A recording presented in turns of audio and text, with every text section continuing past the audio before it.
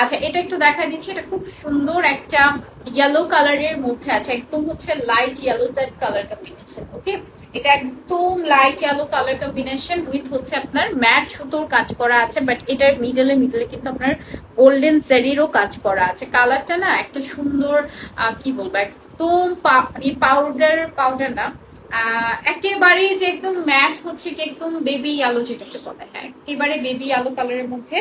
And এটার সাথে কিন্তু ফুল শাড়িটাতে আপনার কাজ করা আছে।